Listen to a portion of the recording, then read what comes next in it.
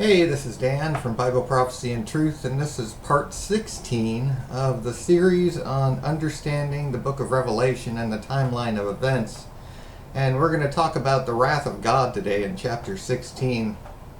I remember in chapter 15, they started the vision where the angels were given the vials. And again, in Revelation 16, we see that same thing. We know that these vials are the wrath of God. A lot of people teach that the entire book of Revelation is the wrath of God, but as we've seen, it is not. Even the tribulation is not the wrath of God. The tribulation is the wrath of Satan. And the wrath of God is poured out here at the very end, where, remember, it's the last 45 or 75 days of that final 3.5 years is when the wrath of God is poured out. It's actually at the end of the final 3.5 years, the final week of years, that final 7 years, the last half. Remember the 42 months that the Antichrist is given power, and it's actually at the very end of that, between the 1260th day and the 1335th day, that it looks like the wrath of God is poured out. Somewhere in that 75 days, maybe from the 1290th day to the 1335th, somewhere in that period of time is when this is done, when the wrath of God is poured out. And remember, the sixth seal, seventh trumpet, and seventh vial are all the same thing, and we'll see that here in a minute. So the seven bowls or seven vials are the wrath of God, and this is when God finally is done with man and done with trying to be patient and waiting for the precious fruit of the earth. He's waited as long as he possibly can, and is grieving right now, watching all the wickedness. It's just like I teach in the parable of the wheat and the tares. God is waiting for as many as will love him as possible before he destroys the wicked. And so that's what's going on in the world. I mean, a lot of people say, well, why is God allowing all this to happen? Well, God hates what's happening in the world. He hates all the death and destruction and wickedness and evil of man, and just absolutely can't stand it. But he's waiting as long as possible for us, to get as many of us as possible that will love him, that he can take with him into eternity. That's why he's waiting. So let's read it. This is the wrath of God. And I heard a great voice out of the temple saying to the seven angels, "Go your ways and pour out the vials of the wrath of God upon the earth." And the first went and poured out his vial upon the earth, and there fell a noisome and grievous sore upon the men which had the mark of the beast, and upon them which worshipped his image. Now this is the grievous sore that comes upon man. It's this noisome, grievous sore, which means it's a really awful, horrible, probably just this nasty, nasty sore that happens probably even at the location of the mark of the beast. I would bet that that's what happens is at the location where the mark of the beast is where this noisome, grievous sore happens. And it's going to be it's going to be nasty, I'm sure. I don't know. I can't think of a word for it, but noisome and grievous is really, really bad. So that's the first thing that happens when God begins pouring out his wrath. He's really angry. And, all this grief that he's gone through, he's finally able to let that go and pour out his wrath on the wicked and those that are causing that grief. And so this mark, the mark of the beast, is turned into this horrible, awful, noisome and grievous sore. And then the second angel poured out his vial upon the sea, and it became as the blood of a dead man, and every living soul died in the sea. And you have to remember when the trumpets, the first four trumpets are blown. In fact, trumpet number 6 as well, the sixth trumpet, it's a third part. Remember, the whole theme of the trumpets is a third part, a third part, a third part. Well, when God finally pours out his wrath, it's all. Here it tells us every living soul died in the sea. Everything in the sea is going to die. and it's going to become as the blood of a dead man. And the third angel poured out his vial upon the rivers and fountains of waters, and they became blood. And it's just everything is going to die, and the water, and probably all the water on the earth is going to become corrupt and undrinkable, I would bet, without purifying it. And I heard the angel of the waters say, Thou art righteous, O Lord, which art and wast and shall be, because thou hast judged thus. For they have shed the blood of saints and of prophets, and thou hast given them blood to drink, for they are worthy. And I heard another voice out of the altar say, Even so, Lord God Almighty, true and righteous are thy judgments. Because we have to remember that God is love, God is true, God is righteous, and he's also just. And he's not going to let anyone get away with just disregarding him, disobeying him, and thumbing their nose at him, right? He's not going to let anyone get away with that. Because he is just. He is God. He deserves our worship and our love. So true and righteous are his judgments, of course. And the fourth angel poured out his vial upon the sun, and power was given unto him to scorch men with fire. And men were scorched with great heat, and blasphemed the name of God, which hath power over these plagues, and they repented not to give him glory. So even the sun, this whole global warming farce that everyone's touting, there is a change in climate, and it's because of the flood and how the ice has been melting for 4,400 years, and things are changing. But the global warming is supposed to be caused by mankind, and we're supposed to be able to change that with all of the, by passing money around, which is just ridiculous, and trying to, reduce emissions and things like that. We are destroying the earth with a lot of the things that we do, but global warming has nothing to do with man, and it has everything to do with the flood and the melting ice and the warming of the world because of that. But when the fourth angel pours his vial upon the sun, it's going to seem as if the sudden acceleration of global warming, I'm sure, because it's all of a sudden it's going to be horrific global warming, and men were scorched with great heat, and they're going to blaspheme God when this happens. It's just they're still going to be mad at God, even though they don't. It's funny because people don't look to God for anything. They don't give their lives to God. They don't worship him. But then when bad things happen, they blame God. It doesn't even make sense to me. If you don't worship God and you don't let him lead, then how can you blame him for anything? It's just the way people are. And they repented not to give him glory. And the fifth angel poured out his vial upon the seat of the beast, and his kingdom was full of darkness, and they gnawed their tongues for pain, and blasphemed the God of heaven because of their pains and their sores, and repented not of their deeds. And the sixth angel poured out his vial upon the great river Euphrates, and upon the water, and the water thereof was dried up, that the way of the kings of the east might be prepared. And I saw 3 unclean spirits like frogs come out of the mouth of the dragon, and out of the mouth of the beast, and out of the mouth of the false prophet. For they are spirits of devils working miracles, which go forth unto the kings of the earth and of the whole world, to gather them to the battle of that great day of God Almighty. And this is another one of the places that makes me think that the Antichrist is going to be possessed by Satan himself. We know that the dragon is Satan because it tells us so explicitly, and that the beast is the Antichrist. It's a symbolic representation of the king, who is the Antichrist, who rules the world, and then the false prophet is that secondary figure.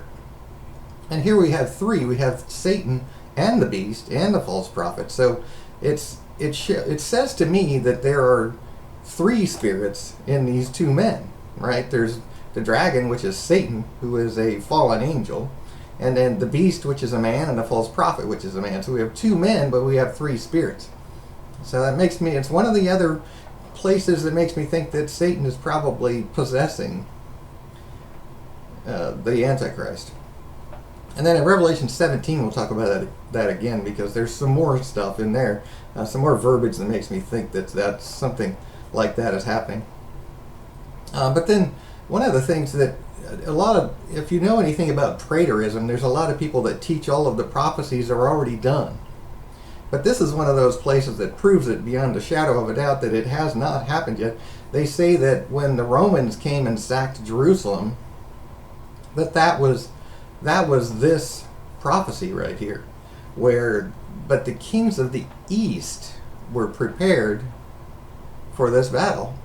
Now Rome is due west of Israel, so it could not have been this battle. Do you see that? Because this says specifically the kings of the east, but it was the kings of the west. It was the Roman emperor due west of Israel that sacked Jerusalem in 70 AD, so it could not have been that. It did not happen. None of these have happened yet. We're still waiting for them. And then verse 15, behold, I come as a thief. Blessed is he that watcheth and keepeth his garments, lest he walk naked and they see his shame. This is just another warning of God right before that sixth seal, seventh trumpet, seventh vial, when it all is done. And it's like, I'm coming, and I'm going to come when it's going to be a surprise to the world. Remember, those that are in darkness will be the only ones that will be surprised. And he comes as a thief to them. He's saying, watch. He wants us to watch. He wants us to understand these things. And then verse 16, and he gathered them together into a place called in the Hebrew tongue Armageddon. And that's where the whole idea of Armageddon comes from. And it's really, this is a battle that takes place, and we'll see it in Revelation 19, where the battle really isn't much of a battle. I mean, it's just a word that Jesus speaks, and that's the end. It's not really like a war. Jesus returns, touches down on the Mount of Olives, speaks a word, and wipes out the enemy. That's the battle of Armageddon. But that's where this whole idea of Armageddon comes from. And it's like we've talked about before, the whole book of Revelation is not some big Armageddon event. It's only at the very end, when God pours out his wrath, that we're going to see these horrible things that affect the entire world. Now remember, the three woes, the last three trumpets are three woes, and those could be part of the judgments of God. But as we see, true and righteous are his judgments.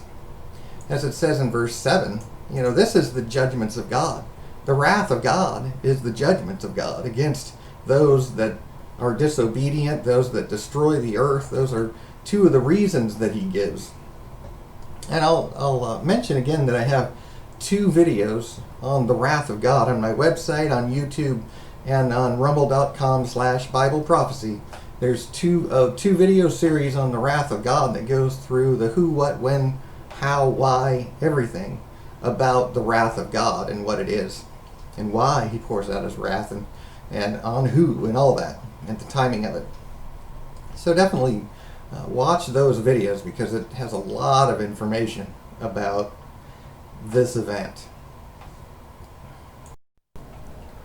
So it's important to understand when we talk about Armageddon that's really what this is it's the battle of Armageddon, which we're going to see in Revelation 19, is this last, it's basically the Antichrist's last gasp, right? He's gonna come, the wrath of God is being poured out. It's getting horrific for him. And so he's going to try to bring the nations of the world, which he controls, down against Israel to wipe out Israel, because they're going to say that's the bane, that's the problem, and they're going to try to wipe out Israel. And that's when Jesus returns and says, no, you're not going to do that. God chose to put his name in Jerusalem, and it will never be destroyed. We know that for a fact. So that's what Armageddon is.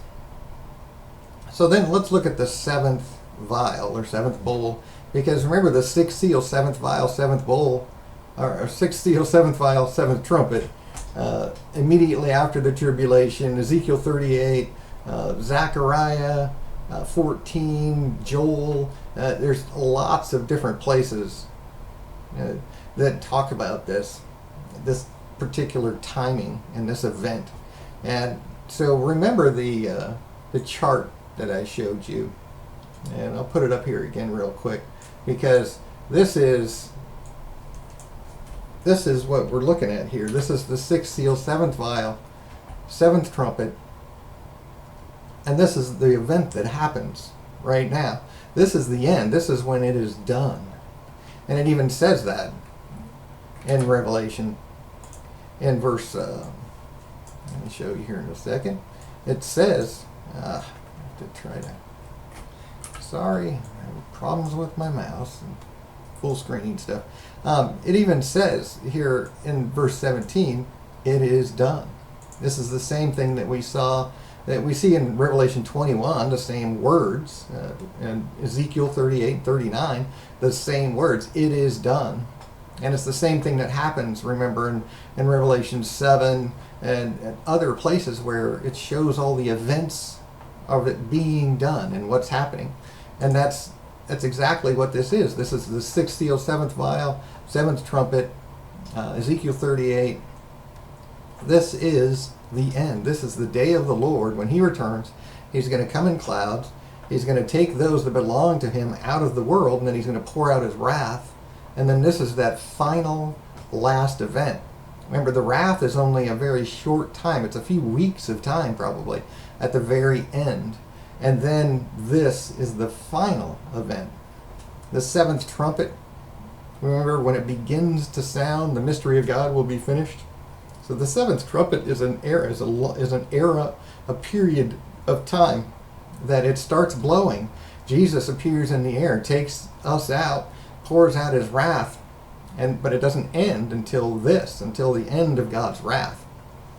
It's a period of time, not just a single moment in time. And so the seventh vial, is that same event. And as the sixth seal, seventh trumpet, Ezekiel 38.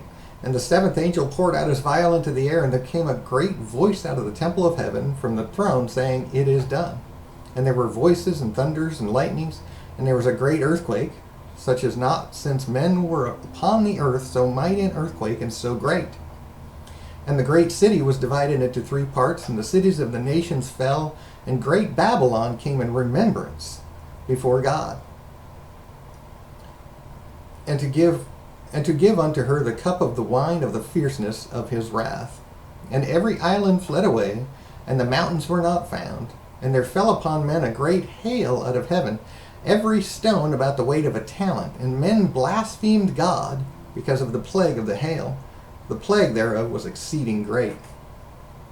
So again, remember, everything we just read in this chart, I've got it listed here, so it kind of just helps to have a visual representation showing that the same events, the great hail that we just read here, is also in the seventh trumpet. It's also in Ezekiel 38.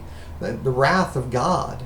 We know that the vials are the wrath of God. So this is, the sixth seal, the great day of his wrath has come. The wrath has come in the seventh trumpet. The wrath of God in Ezekiel 38. These are all that one single end event when Christ returns. And we actually see how this happens in Zechariah. If we look at Zechariah 14, and we see when Jesus actually touches down on the Mount of Olives, and then the Lord shall go forth, then shall the Lord go forth and fight against those nations as when he fought in the day of battle. This is the battle of Armageddon, when Christ returns, and his feet shall stand in that day upon the Mount of Olives, which is before Jerusalem on the east, and the Mount of Olives shall cleave in the midst thereof toward the east and toward the west, and there shall be a very great valley. This is that earthquake that's going to happen, this great earthquake that we just read, the greatest earthquake the earth has ever seen, and it's actually going to destroy Rome. It's going to go all the way across the Mediterranean Sea and destroy Rome when this earthquake happens. And I'll talk about that in the next, in chapters 17 and 18 when we talk about that, the destruction of the mystery Babylon, the symbolic Babylon. And so when Jesus touches down on the Mount of Olives, that's when this happens. And it's important to get all these timings right in your mind, because Jesus appears in the air, in the clouds, and every eye will see him. He takes us to be up with him in the clouds, and he pours out his wrath. And then he finishes his descent and touches down on the Mount of Olives at this seventh vial, when the Antichrist is bringing the nations of the world to come in and destroy Jerusalem and wipe out Israel. That's when Jesus finishes his descent, after he's done pouring out his wrath, and wipes out the armies of the Antichrist that are coming against Israel at that time. And he touches down on the Mount of Olives, and that's when all of everything is done. So it's like I said, it's really important to understand that those events are all the same event. That we're not talking about a series of events that happen that are different events. This event is the final event. This is when Christ returns and takes over the world. Daniel 7, Daniel 2, all of the scriptures in Revelation that we've studied, the 6th seal, 7th trumpet, 7th vial, Matthew 24, Ezekiel 38. There's just so many different scriptures that have this event shown to us in prophecy.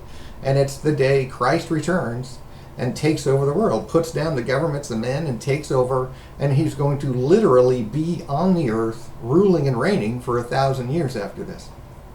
And we'll see that when we get to Revelation 19 and 20 and 21, where Christ is actually ruling on the earth, and then Satan is bound for that time, and we'll see all that when we study that. But definitely go and watch my Wrath of God videos, because it gives you a lot more information about all of the details of the wrath of God and what happens.